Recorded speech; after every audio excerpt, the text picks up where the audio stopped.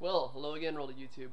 My name is Pat, and this is my little review on, I hope I'm saying this right, Synecdoche, New York, starring Philip Seymour Hoffman. And I gotta say, I've seen a lot of bad movies this year, but this one takes the cake. It really does. And it's one of those fake independent movies that are really common out there because like the big companies have stepped in and tried to put out like the market as fast as possible.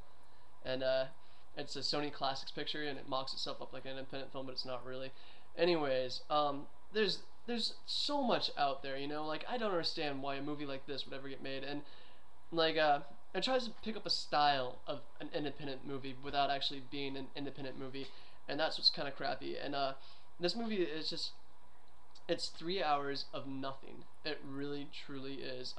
The whole movie is like the ramblings of a stream of conscious of like a huge narcissist that has absolutely no characteristics at all, and it's like by the end of the movie I'm just eating my foot because like it's just it was killing me. I just wanted to chew off my own leg and like leave, but I just when you start watching a bad movie and you got so far into it, you're like, all right, I can just finish it.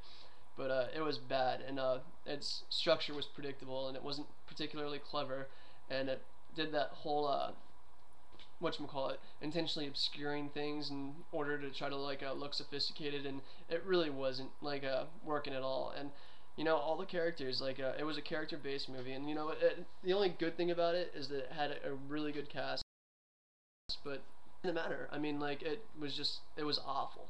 It was an absolutely awful experience. And what kind of reminded me of, like on the drive home, I was thinking about is that movie Adaptation when Nicolas Cage is talking to the guy. He's like, oh yeah, but why not make a movie about nothing and all that? He's like, because you'll bore your audience to tears. And like, this is that exact movie that he's talking about. Oh, it's just like, and worse than that, there's no story. So I mean, like, aside from not having a story and no character development, because all the characters are complete non-characters, especially the protagonist, who's just like a whiny like nobody, and like he cheats on his wife, or he's gonna cheat on his wife and stuff, and it's like, wow, like why do I even care? And like he's a whiny little bitch about it, to be frank. And like every single woman, like they show him over and over and over with in the movie, because it's obviously a big narcissistic I love you letter to the own, like to the writer, from the writer.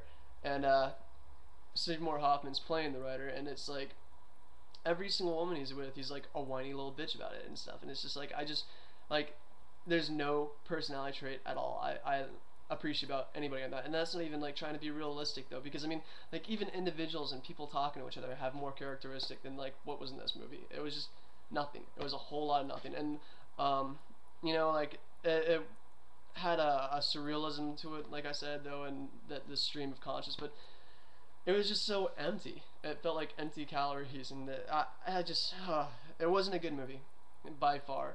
And people are gonna probably criticize me like, well, you just didn't understand it, and like there really wasn't that much to understand about the movie. It was talking about how people are the center of their own universe, and that real life isn't exciting and all that. But it just was completely uninteresting for 3 hours, and each leg of the movie just was longer than the next. And the only thing that I thought also was even remotely interesting about the story was kind of like a background thing going on, and that's that like during the movie, it's not spoiling anything to tell you this, but during like the period of the movie, it took the period over his life, and it went through the collapse of America. And I was like, okay, well, let's see something about that, but it never really came up. And but yeah, the thing as a whole just sucked, and I knew like everything that was gonna happen, and it was a monkey could predict this movie all the way through. That like, okay, so he starts making this play and it's bad as life, and then of course, gasp, it starts like being Boro and like piling on top of each other, and they're in a studio, and the studio becomes in a bigger studio, and another one like a Russian doll, and like saw that coming a mile away. And then the final shot of the movie, like I knew the final shot of the movie was coming when it was coming, and like I knew exactly what was gonna happen. I even knew the exact line that they were gonna say at the end of the movie, and it was like, it was a whole lot of nothing. Do yourself a favor, don't see this movie, save yourself the trouble, and save yourself the 3 hours. It's just not worth it. There's so much other stuff out there, and like, to be really brutal, if you want me to be really, really, really brutal, I would say that Crystal Skull was better than this movie, and that movie was god-awful. This movie is quite possibly the worst movie I've seen all year, and just avoid it like the plague, please. And it's not even like the artsy thing. I can take artistic movies. I love like Salvador Dali's movies and stuff like that. I love that stuff. But like this, No, it was pretentious is the word. That's exactly the word I should use. It's pretentious. If you want me to give it an arbitrary number, I was gonna go with a 3, like out of 10, like halfway through the movie, but then after getting towards the end, I have to go and knock it down to a 2.5 out of 10.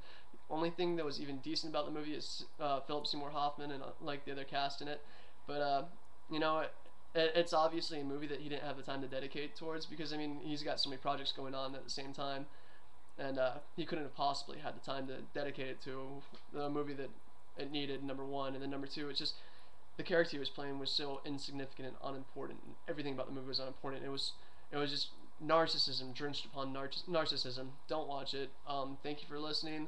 Uh, if you do want to go see a good movie, I said this in my other reviews, but go and see The Changeling. It's probably the only good movie out there in theaters worth watching right now. Thank you for your time. Please leave your comments, and I'll be happy to respond.